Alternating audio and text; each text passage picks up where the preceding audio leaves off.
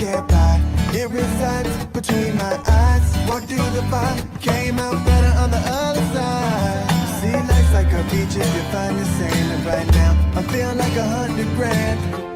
You are listening to Inspired Insider with your host, Dr. Jeremy Wise.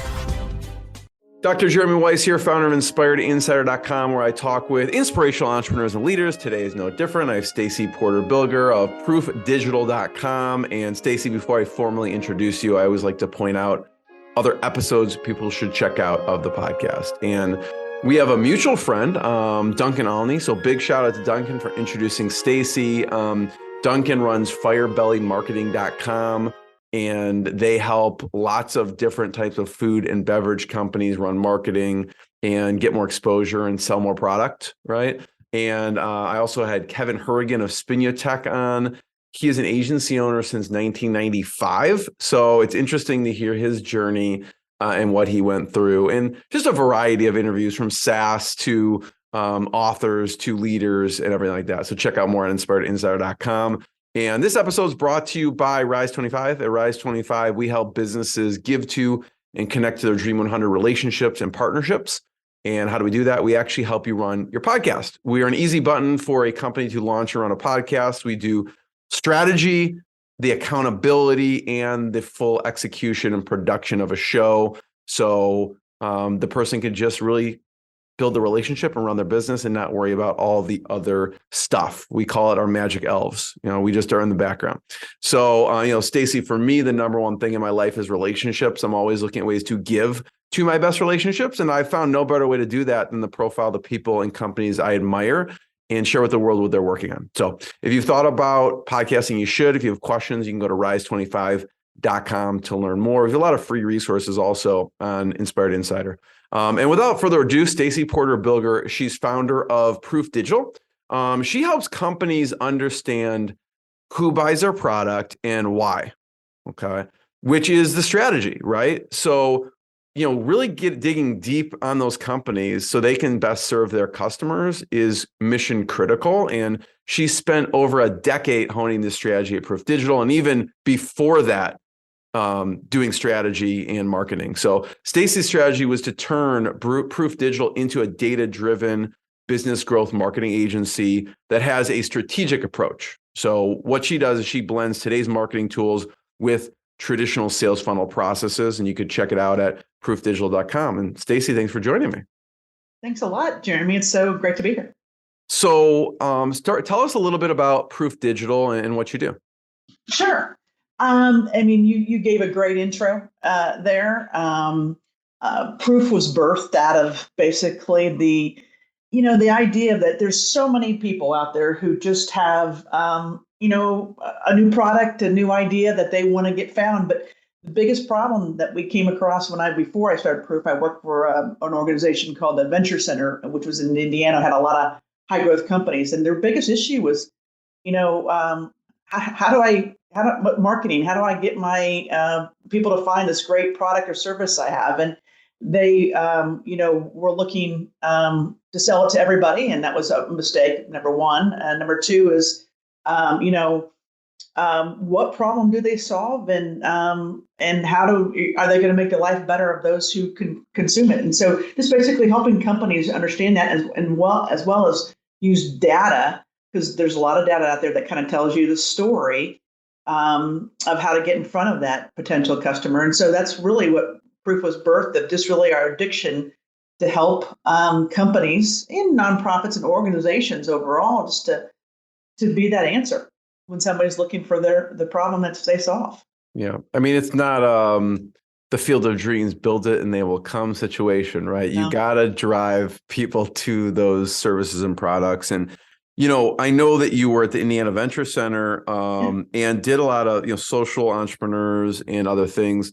Talk about what you did there and then what you brought to with your experience there to Proof Digital. Yeah, I mean, it was a great incubator of ideas and talent, to be truthful. I mean, you had people who all the way from had a solution for kidney dialysis to people who actually thought they solved cold fusion. That's another story, which they did not.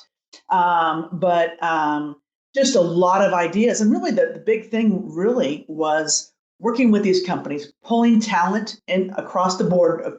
We work with universities in our state, Notre Dame, IU, Purdue, who were leaders in innovation together with these companies.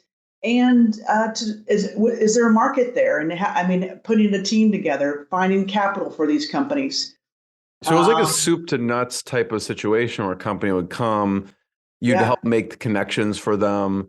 They'd also maybe meet these and try and find like a product market fit or see where that was at, and also fund, like, seems like everything. And there was coaching involved. Yes, there was. And I hung out with, folks who actually were really successful. The funder of it, he developed the technology for fiber optics. So it was Cerent, and had sold that in '99 for $7 billion. So people in the room had done it before and knew what it took.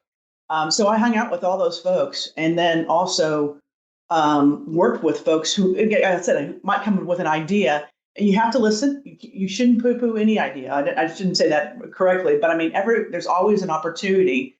And so I mentioned that cold fusion idea. Well, I had no idea if that was right. I figured it wasn't, but I had a meeting in the basement of Notre Dame with a physicist and connected those two and realized real quick that he was, not on the right track. But, when you come across those things, you just kind of connect people, and then you figure out if they actually have something. Yeah, a lot of times in business, I feel like what someone starts with is not what they end with, right?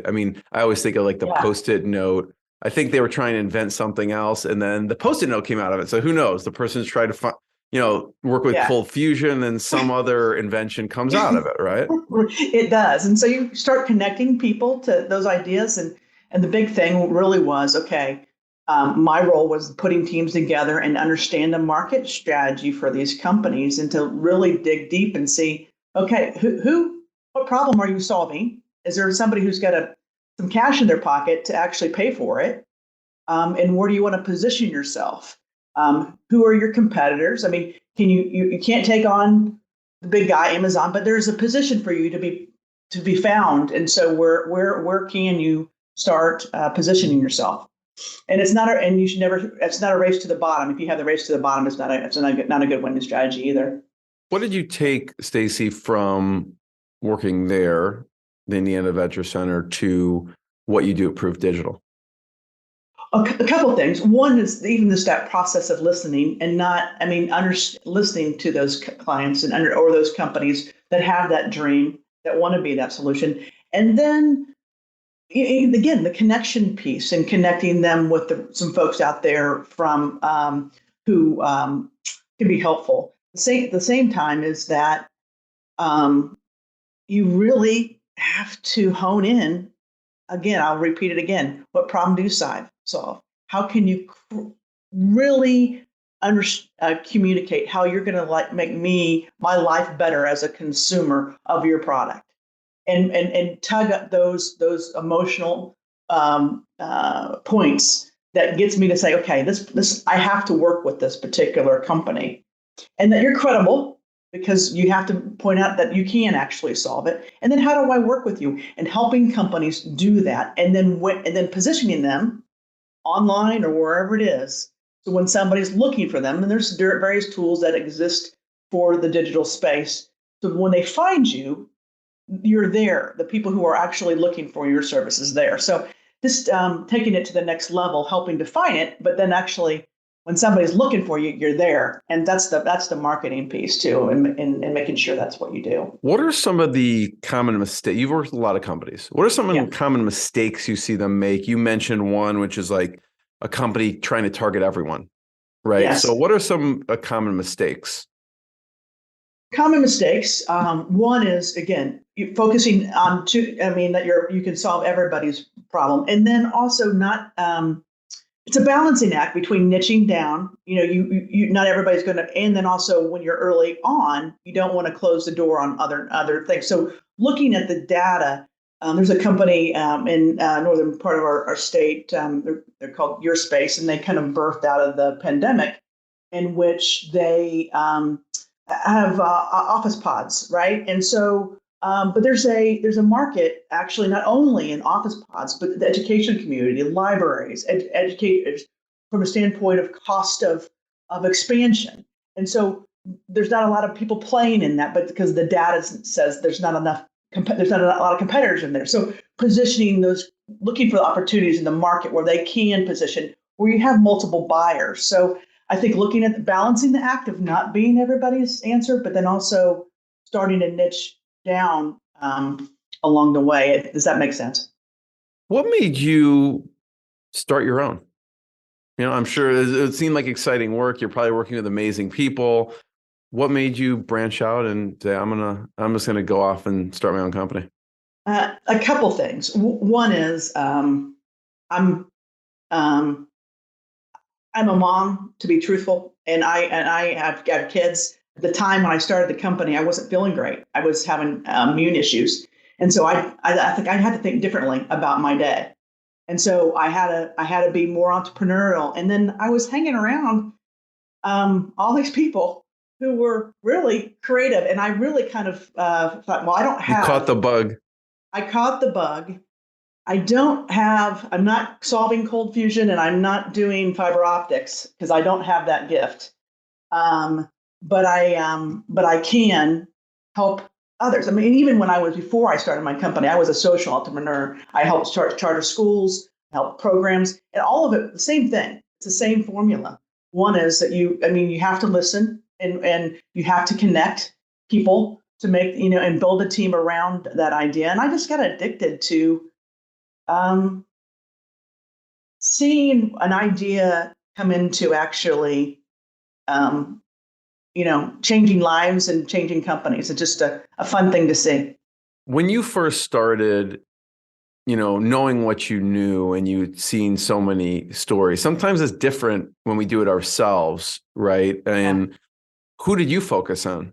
Like, what were you said, okay, here's a service. What were you thinking your original service was compared to what you do now? Well, early on, it was in the 90s, and this is when Google was going. I mean, that's when the birth of Google and something called SEO, search engine optimization. And that was when we were first looking at these companies of being the answer. I mean, this was really the first time that you could be an answer if you did it right, a lot easier, without putting a lot of capital and cash out. And so with the growth of the data, and I was always a data person before, and so that I just really got addicted to that process of that new tool in which we had. So that's really kind of where we birthed out of it, just really leveraging the data and helping companies be that answer with a tool that gave you that answer pretty quickly. So when you started Proof Digital, you're thinking, we're going to do a lot different SEO services for companies. That and ads. Yeah. Okay. But at the same time, at the time, there was a lot of spammy stuff out there. So I knew that wasn't going to last. But to the earlier point, people still won't say yes if you don't tell me the problem you solve and how you're going to make my life better. So you weren't going to win the long game if you tried just to kind of trick me. So it was a combination of understanding, helping folks narrow down on that brand message with it being the answer. How did you get your first customers? My network. I was always involved in the community, and then from there it was totally, like a lot of companies, referral based clients, and then you work on partnerships along the way, and then it kind of grows. But people, I don't know, if you listen to them and they feel like you're listening to them, then some of our favorite clients. They're not local. A family-owned business in Nebraska, which is a couple states over. They started their company with their grandfather out of the basement, and I just love their story. And they've grown and tripled the last several years for various reasons. And they're just a great company, great story, great people. If you listen to them and they feel like you kind of understand them, you build a partnership together. and then they tell other people. Is that Blackburn flag? Is that It is. okay? It is. Talk about what you did with them. Well, again, they were not really on when we started with them, probably 5 or 6 years ago. They really didn't have a position online. I mean, they had a site, but it wasn't really set up. So we built an e-commerce site for them. What do they sell? They utility, the utility flags in your yard.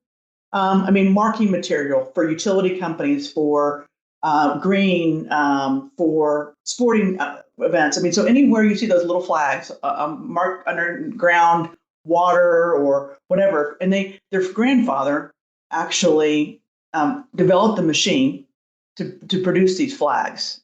Talk about a 70, niche. 70 That's years interesting. ago. 70 years ago. They were surveyors. They had, I think it was a brother or something who was a surveyor, and it was a problem that needed to be solved at the time. How do you mark underground, wires, pipes, some of those types of things when you're digging, right? And so it was a problem that needed to be solved. And they developed the machine, and now they have a reputable company. And so from a standpoint, they really weren't. Now they have an e-commerce site. They're selling all over the world. They also, we've positioned them on Amazon as well. And so they've basically gone from not an e-commerce site. So they do both have partnerships, but they are, and it's just a really great story of a company that over the years solved the problem, and they're credible, and they're good people too. So it's a great story. I love those. I love working with companies like that. So Stacie, how do you market such a sexy company like flags?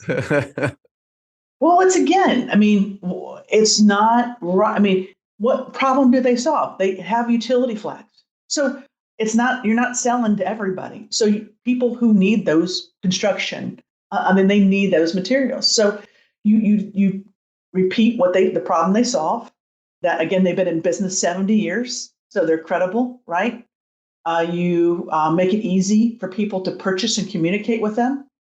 So, and then you reinforce that. Reviews, for example, you reinforce that credibility, and also the ease of checking out of those products. And then also work with them as a company. We work with them across the board on how to improve systems and how we can improve that process so that they can continue to grow. And so we're working with them on that now. I'd love to, if you're just listening and there is a video, we're looking at Proof Digital page right now. And I wanted, because you mentioned the process. So I'd love to, if you go to their proofdigital.com, or looking at /process, to walk through just your roadmap to marketing success and kind of how you think about it. Right. Well, from a standpoint of, we definitely start with research from a standpoint, even before we even talk to a company, understanding, okay, how many people are actually are searching for the product and services? Is there a market there? So we dig into Google, we use a lot of various tools, and the data is there. So we dig into the data of what are their competitors doing? What are the competitors' weaknesses? What are they doing right? The competitors, right? So we pull all that data, and we understand going before we actually, dig into the company, where they are and where they are in the position in the marketplace. Then we kind of have a conversation with them.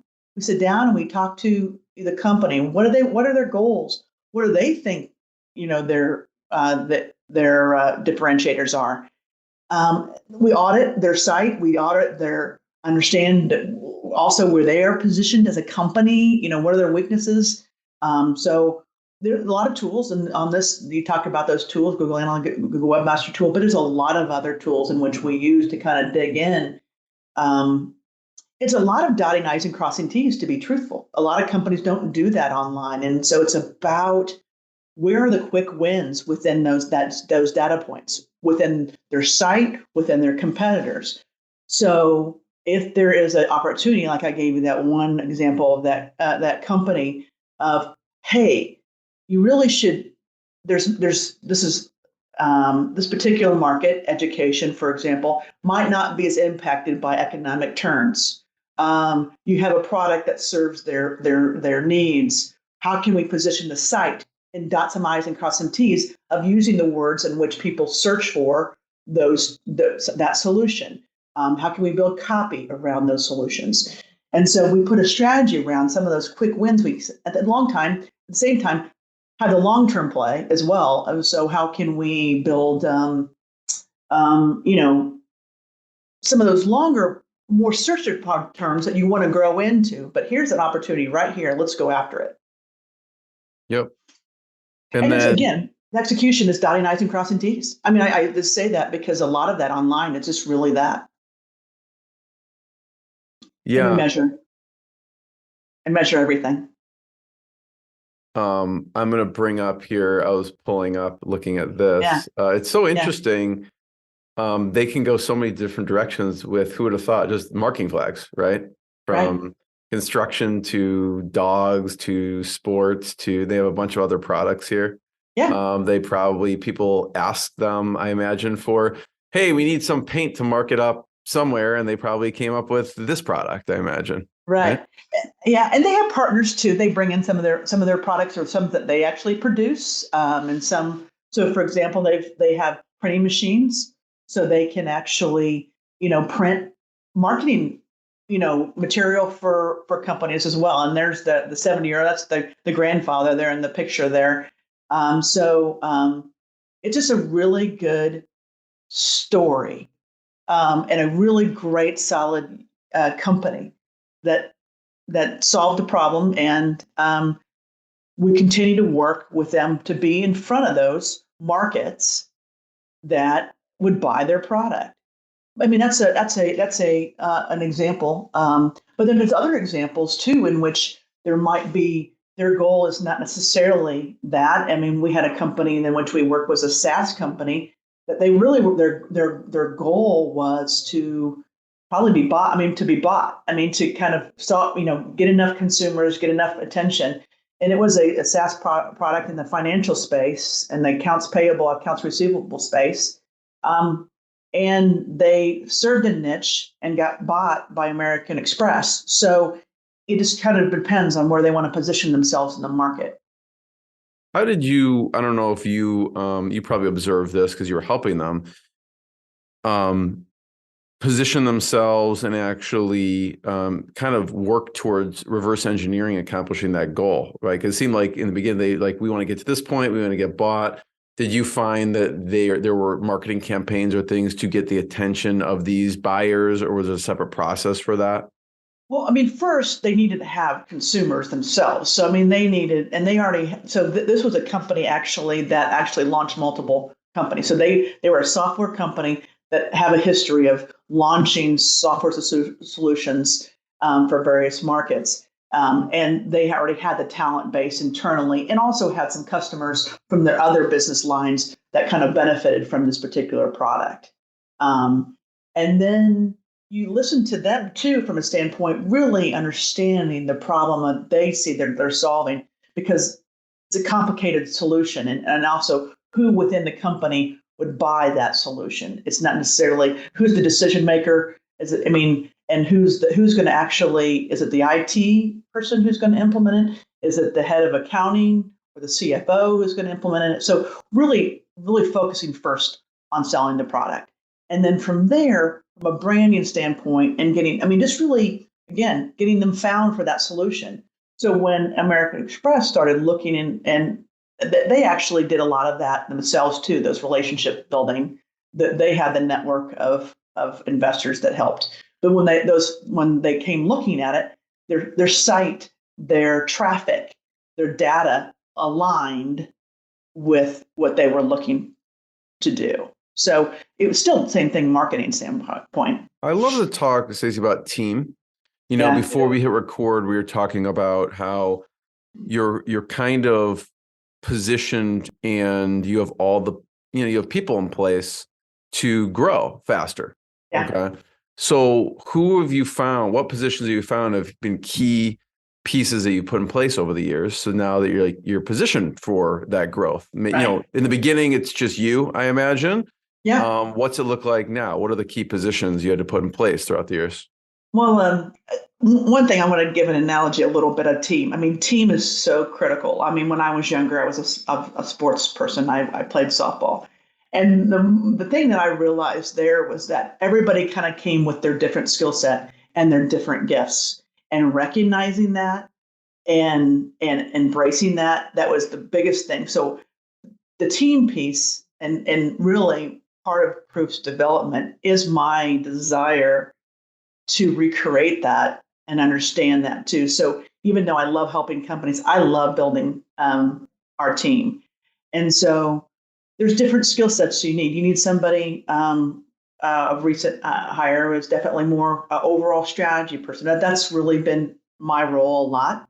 And then you have people who do the dotting I's and crossing T's along the way. You have to have the folks who understand the data piece, the Google Analytics and the strategy. You have to have your business development person, right?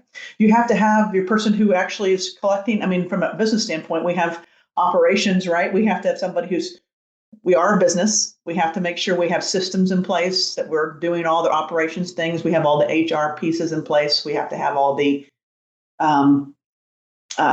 collecting our invoices, right? We do have a service, and so we have to have somebody in those places. You have to have in place the folks from a technical standpoint. We build sites. We have developers, and so we build sites because we found a lot of things were not dotting I's and crossing T's on that side of and it made it harder for us to do our job. So we have all those roles, traditional marketing roles that we have to have, those strengths. So the developers, the designers, the ad specialists, and then the overall strategy, really from a standpoint, and building more of that higher level strategy talent is really going to kind of the next level for the company, which we have been doing. I have found, Stacie, talking to a lot of businesses and agencies specifically, that director of operations is really a key role that has helped the founder step out of Yes. a lot of minutia and being able to work more on the business. So I'd love to hear what you looked for in the director of operations position, and then how you end up hiring, whether it was internal, external. Just walk me through that process a little bit. One, trust. I mean, you have to have somebody you can trust implicitly. So that, because you're given the I don't know how many horror stories you have, and from that standpoint. So the biggest piece was somebody that I trusted.